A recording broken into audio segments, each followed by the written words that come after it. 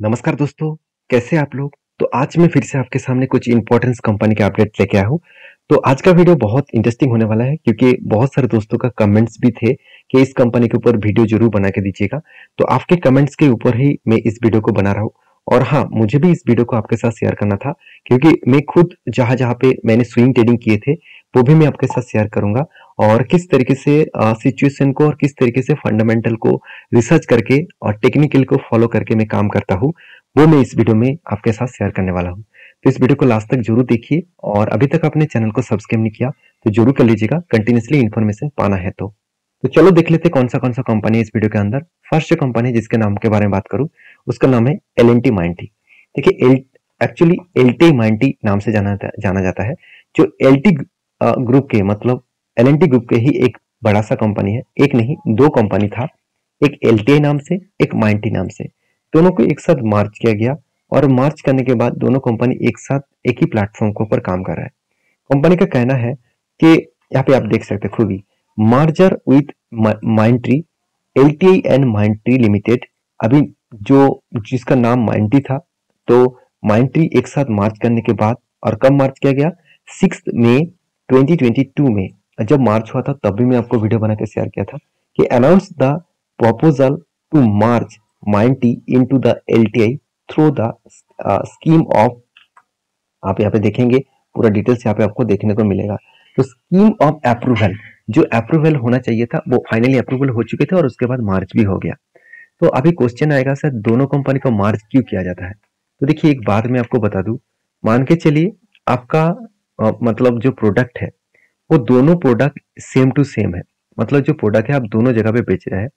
तो आप मान के चलिए एक दुकान ओपन किया और प्रोडक्ट आपका सेम है, तो क्या आपके बाजू में मतलब आपके साइड में जो घर पड़ा हुआ था, क्या वहां पे भी फिर से एक नया शॉप ओपन करेंगे सेम प्रोडक्ट का? बिल्कुल नहीं ना, क्योंकि दोनों कंपनी अलग अलग बिजनेस तो कर रहा था। अलग अलग अगर प्रोडक्ट होता तो वो अलग बात होता।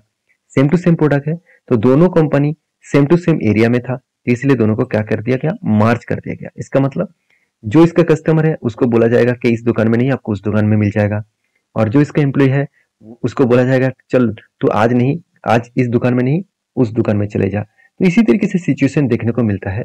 तो कंपनी भी इसी तरीके से सिचुएशन को काम पे लगा क्योंकि उसके एक्सपेंस को घटाना था और बिजनेस को आगे बढ़ाना था। तो मैनेजमेंट एक साथ जुड़ गया तो बिजनेस का ग्रोथ होने का चांसेस बढ़ जाते हैं।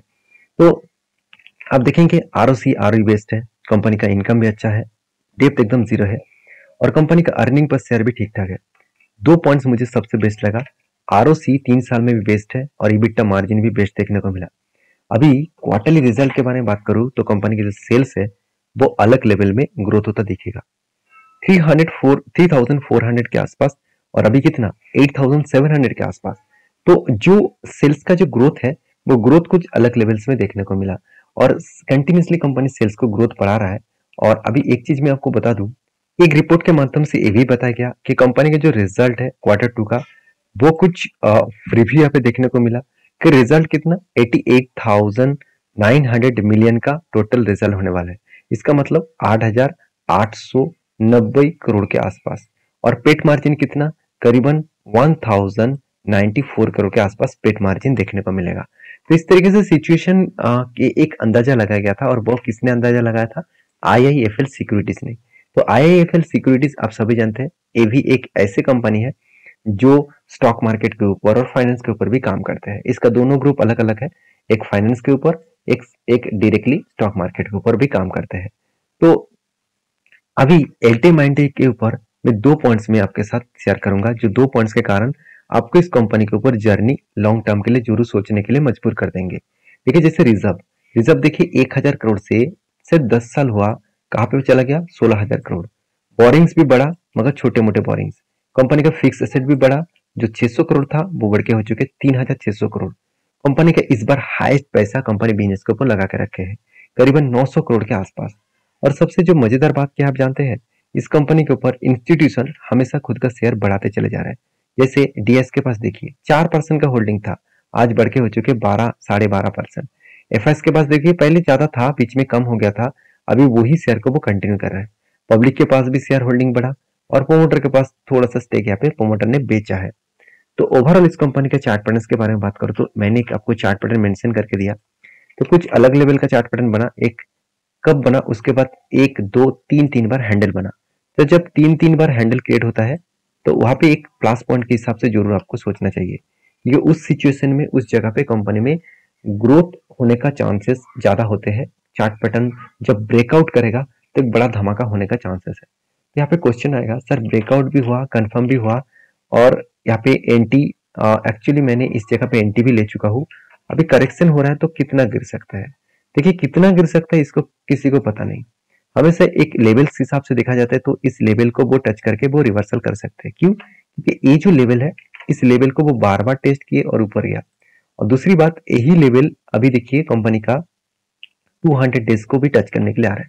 तो सेम रेंज दो स्ट्रॉन्ग सपोर्ट बनेगा, तो यहाँ पे सपोर्ट बनने के बाद वो करेक्शन होने का चांसेस है। अगर यहाँ पे सपोर्ट बनकर करेक्शन होकर ऊपर गया है तो 21% का टारगेट मिल सकते हैं, जो टारगेट बन सकते हैं 6297 के आसपास। तो आपके क्या राय है इस कंपनी के ऊपर जरूर कमेंट्स करके बताना। द नेक्स्ट जो कंपनी जिसके बारे में बात करूं उसका नाम है टाइटन। देखिए टाइटन इंडिया के नंबर 1 कंपनी है और वो भी ज्वेलरी सेगमेंट के ऊपर, आईवेयर सेगमेंट के ऊपर, साथ ही साथ वॉचेस सेगमेंट के ऊपर।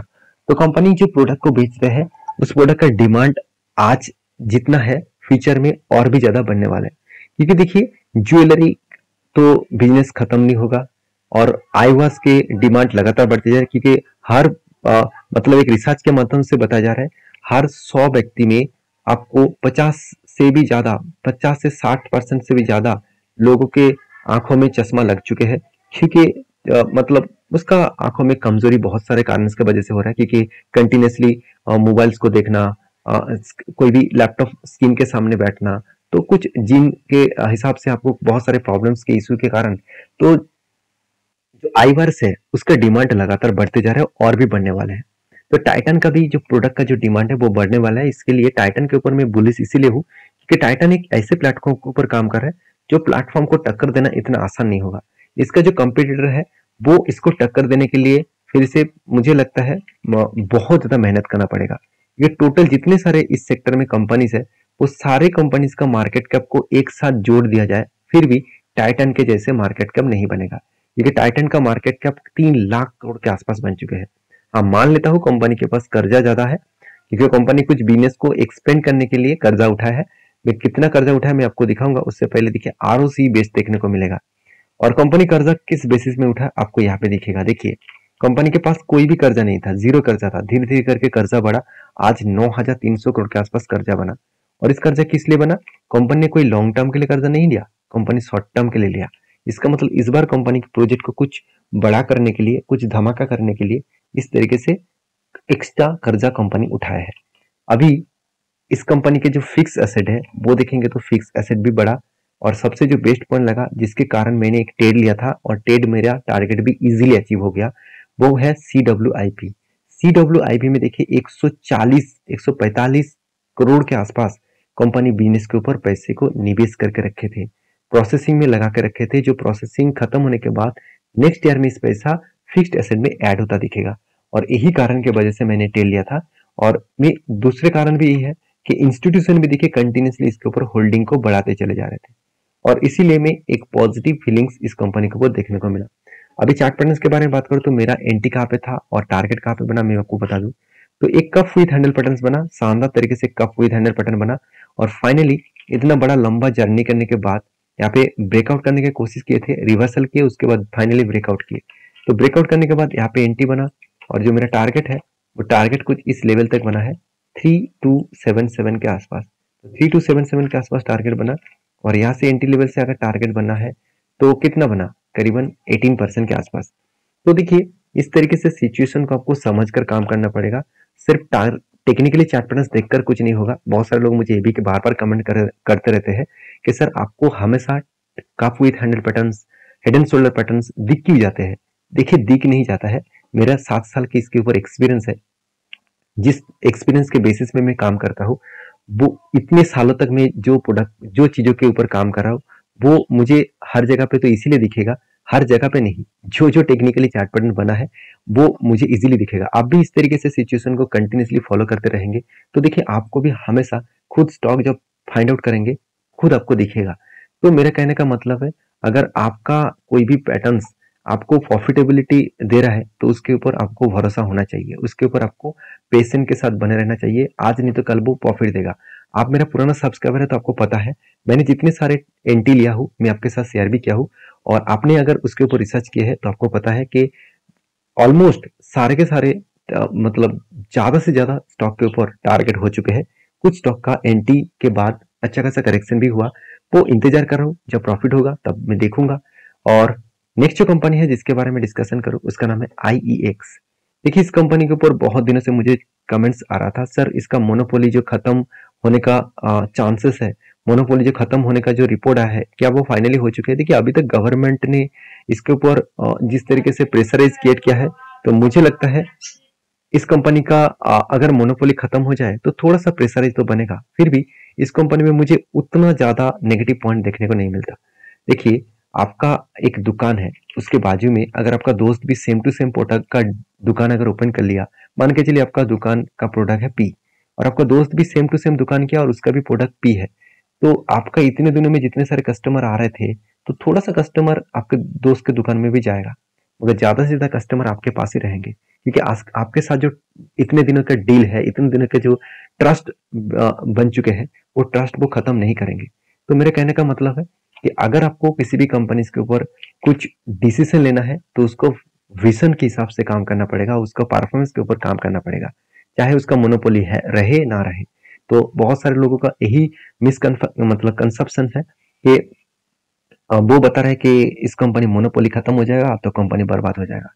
एक बात यहाँ पे मैं आपको बताना चाहूंगा, company is the first power exchange और licence by the capital electricity regulatory commission.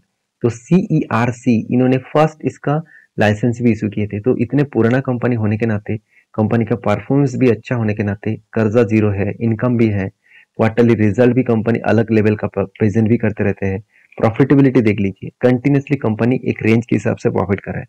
तो क्या इस सारे पॉइंट्स कंपनी को नेगेटिविटी मानेंगे आप? मेरे हिसाब से तो नहीं। तो इसलिए इंस्टीट्यूशन भी देखिए, अगर कंपनी में कुछ खराबी होता तो क्या इंस्टीट्यूशन उसके ऊपर कंटिन्यू करते? बिल्कुल नहीं। इंस्टीट्यूशन कंटिन्यू कर रहे हैं और खुद का होल्डिंग को वो लगातार बढ़ाते चले जा रहे हैं, और पब्लिक के पास ज्यादा होल्डिंग से मान ही लेता हूँ, तो फिर भी मैं इस कंपनी के ऊपर बुलिश हूँ। आपके क्या राय है जरूर कमेंट्स करके बताना। अगर मैं यहाँ पे IEX के चार्ट पैटर्न्स के बारे में बात करूँ तो इंडियन एनर्जी एक्सचेंज के ऊपर मैंने एक ट्रेड लिया था। वो ट्रेड कुछ इस जगह पे है, क्योंकि यहाँ पे एक रेंज ट्रेड बना था और यहाँ पे टच करने के बाद एंट्री लेना चाहिए था, तो मैंने यहाँ पे एंट्री लिया और मेरा टारगेट करीबन 156 के आसपास, 55 के आसपास आपको देखने को मिलेगा। उस लेवल तक मेरा टारगेट है, देखा जाएगा कब टारगेट होता है। तो इसके ऊपर मैं तो कंटिन्यू कर रहा हूँ और आपको इसके बारे में कंटिन्यूसली मैं वीडियो बना के आपके साथ शेयर करूंगा। जब तक टारगेट ना हो और जब तक कुछ सिचुएशन क्रिएट ना हो तब तक मैं वीडियो बनाकर आपको इसीलिए शेयर करता रहता हूँ, क्योंकि आपको भी भरोसा रहे कि हाँ किसी भी कंपनी के ऊपर काम कर रहा हूँ तो उसके ऊपर क्या डिसीजन चल रहा है, क्या सिचुएशन चल रहा है, आपको हमेशा अपडेट रहे। तो इसलिए मैं आपके साथ शेयर भी करता हूँ। तो नेक्स्ट जो कंपनी जिसके बारे में बात करूँ उसका नाम है श्री वेंकटेश रिफाइनरी लिमिटेड। तो श्री वेंकटेश रिफाइनरी लिमिटेड जो कंपनी है वो मेरे हिसाब से एक देखा जाए तो एक एडिबल ऑयल इंडस्ट्री से बिलोंग करने वाला कंपनी है। तो कंपनी में लास्ट मंथ में कुछ अच्छा खासा धमाका देखने को मिला था, इसलिए प्रोमोटर ने और इंस्टीट्यूशन मतलब आज मैनेजमेंट टीम ने एक बहुत बड़ा अनाउंसमेंट दिया, वो है एक के बदले एक शेयर आपको कंपनी बोनस के बदले देने वाले हैं। तो आई होप वीडियो में आपको सारी जानकारी मिल चुकी है। ये वीडियो टोटली एजुकेशन पर्पस में है, मेरे तरफ से कोई भी बाय एंड सेल का रिकमेंडेशन नहीं है। आपको अगर किसी भी कंपनी के ऊपर काम करना है तो आपको रिस्क के हिसाब से करना पड़ेगा, अपनी सोच समझ कर स्टडी करके आपके जो एडवाइजर है उसके साथ डिस्कशन करके ही काम करना। तो मिलते हैं नेक्स्ट वीडियो में, तब तक के लिए अच्छे से रहिए, अपने ख्याल रखिए, धन्यवाद।